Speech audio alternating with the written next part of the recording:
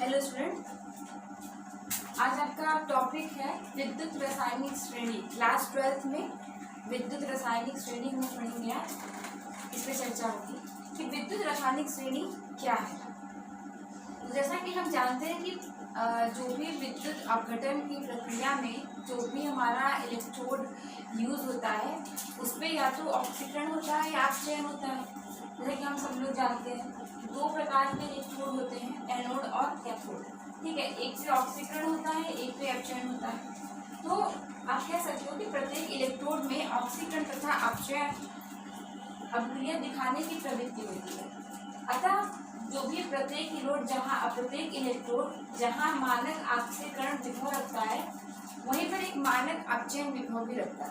यानी अगर आप बात करते हो इलेक्ट्रोड की, तो अगर वो एक ऑक्सीडेशन पोटेंशियल रख रहा है, स्टैंडर्ड ऑक्सीडेशन पोटेंशियल, मानक ऑक्सीकरण विभव और मानक अपचयन विभव। ठीक है, तो जो प्रत्येक इलेक्ट्रोड ये चीज शो करता है। अगर वो स्टैंडर्ड ऑक्सीडेशन पोटेंशियल शो कर रहा है तो वो स्टैंडर्ड रिडक्शन पोटेंशियल भी शो करेगा, इसमें कोई डाउट नहीं है।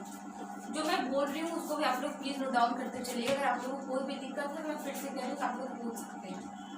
किसी इलेक्ट्रोड के इन ऑक्सीकरण एवं अपचयन विभव को ही रिडॉक्स विभव कहते हैं। ठीक है, जो भी आपके इलेक्ट्रोड है वो ऑक्सीकरण और अपचयन विभव शो कर रहे हैं, तो वो जो ये मतलब जो ऑक्सीकरण और एवं अपचयन विभव को ही रिडॉक्स विभव कहते हैं। ठीक है, तो जैसा कि हमने पढ़ा था कि रिडॉक्स जो रिएक्शन होता है अपना, उसमें क्या होता है कि दोनों प्रकार की अभिक्रियाएं होती हैं, ऑक्सीकरण भी होता है और अपचयन भी होता है। तो यहाँ जो की बात हो रही है विद्युत रासायनिक श्रेणी की।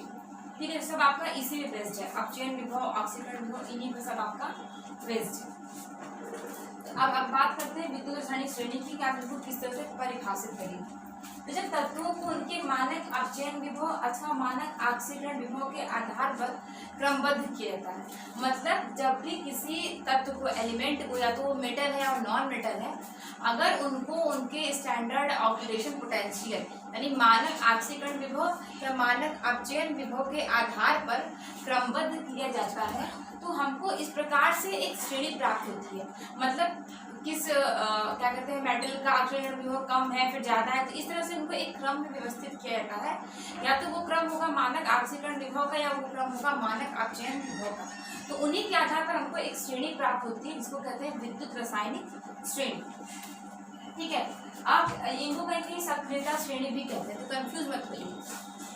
और आप कह सकते हैं कि जो भी ये जो श्रेणी होती है, जो पूरी सीरीज होती है, वो सभी जो अपचयन विभव होते हैं और ऑक्सीकरण विभव होते हैं, ये सभी मानक हाइड्रोजन इलेक्ट्रोड के सापेक्ष होते हैं।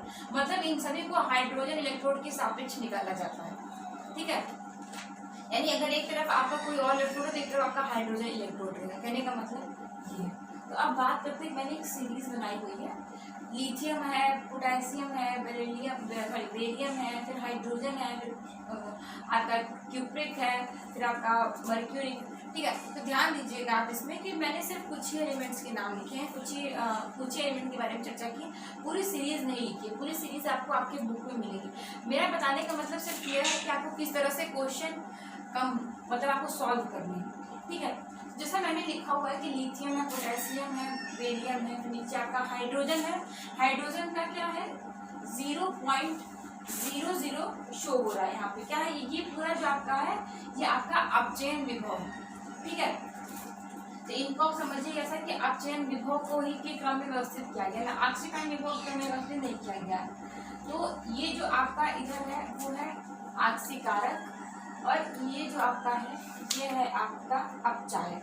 जैसा कि आप जानते हो, मैंने बताया था कि जिस पदार्थ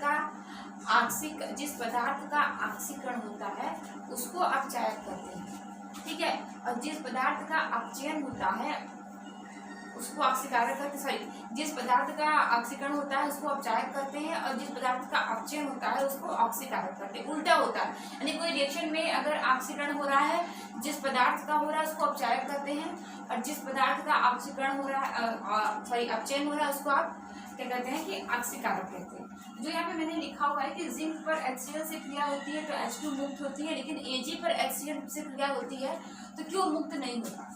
तो इसका सिंपल सा रीजन है, आपको बस एक लाइन में समझना है कि जो भी एलिमेंट, जो भी आयन हाइड्रोजन से ऊपर रखे गए हैं वो सभी हाइड्रोजन को विस्थापित कर देंगे। ठीक है, कोई भी आयन जो हाइड्रोजन से ऊपर है वो हाइड्रोजन को विस्थापित कर देगा, लेकिन जो नीचे है वो विस्थापित नहीं करेंगे। इसमें मैंने क्वेश्चन लिखा हुआ है कि जिंक पर HCl से क्रिया होती है तो H2 मुक्त होती है, तो आप कह सकते हो कि जब जिंक H2 से ऊपर है तभी वो H को विस्थापित करेगा, लेकिन सिल्वर आप देखेंगे तो वो नीचे होता है। मैंने यहाँ पे नोट नहीं किया है, मैंने लिखा नहीं है, पर आप बुक देखिए तो ध्यान दीजिएगा कि जो भी आयन ऊपर रहेंगे वो सभी हाइड्रोजन को विस्थापित करेंगे और जो नीचे है वो विस्थापित नहीं करेगा। यानी जब रिएक्शन होगी जिंक पर HCl की, तो जिंक आप कह सकते हो जिंक क्लोराइड बनेगा और H2 मुक्त होगी, लेकिन अगर Ag पर HCl की क्रिया होगी तो हाइड्रोजन मुक्त नहीं होगा। क्यों?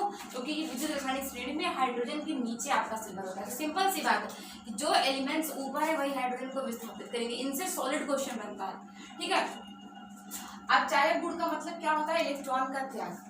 ठीक है, इलेक्ट्रॉन का त्याग किस, अब मैंने बताया ना कि जिसमें ऑक्सीकरण होता है, निश्चित सी बात है कि ऑक्सीकरण कब हो रहा होगा, इलेक्ट्रॉन का त्याग होगा तभी वो अपचायक कहलाएगा। ये बात है ना, मैं उल्टा होता है, जिसका ऑक्सीकरण होता है उसको अपचायक करते हैं, जिसका अपचय होता है उसको ऑक्सीकारक होता है। ठीक है, तो ये पूरा आपकी सीरीज है। इसमें सिंपल सा आपको ये समझना है, कोई चीज मत समझिए, आप ये समझिए कि रिएक्शंस होते क्यों हैं। जैसे इसीलिए होते हैं कि जो भी आपके आयन्स हाइड्रोजन से ऊपर रहेंगे वो हाइड्रोजन को विस्थापित करेंगे। इन पे जो न्यूमेरिकल है वो 5-6 मैं कल लगाऊंगी आप लोगों को बिल्कुल विस्तार से, तो आप लोगों को क्लियर हो जाएगा।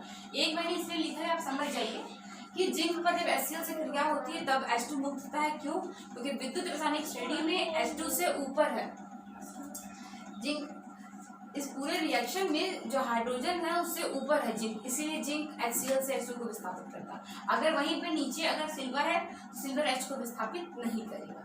ठीक है स्टूडेंट्स, तो ये आपका इसका टॉपिक विद्युत रासायनिक श्रेणी ये बहुत बड़ा टॉपिक है, तो अभी खत्म नहीं हुआ है। जो मैंने लिखवाया उसको आप लोग नोट डाउन कर लीजिए। आप समझिए कि अपचायक गुण क्या है, ऑक्सीकारक गुण क्या है, ऑक्सीकरण क्या है, अपचयन क्या है। तो जब तक आप ये नहीं समझेंगे तब तक आप इसको समझ नहीं पाएंगे।